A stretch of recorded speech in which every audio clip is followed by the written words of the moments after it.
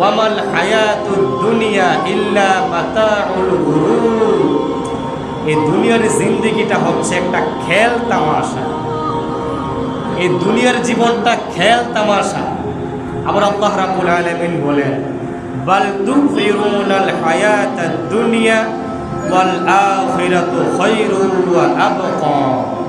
তোমরা যে দুনিয়ার জীবনটাকে প্রাধান্য দাও, এই দুনিয়ার জীবনটাকে প্রাধান্য দিয়ে দিয়ে দুনিয়ার পেছনে ছুটে ছুটে যে তোমরা আমাকে ভুলে যাও, রাসূলকে ভুলে যাও, আখিরাতকে ভুলে যাও, শুনে রাখো এই দুনিয়া থেকে অনেক অনেক গুণে উত্তম হচ্ছে আখিরাতের জীবন। সুবহানাল্লাহ বলে।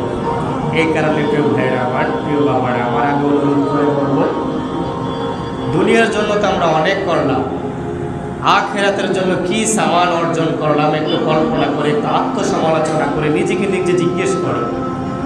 আমার 5 ওয়াক্ত নামাজ কি ঠিক মতো পড়া হয়? আমার জিকির আজকার কি ঠিক মতো আছে?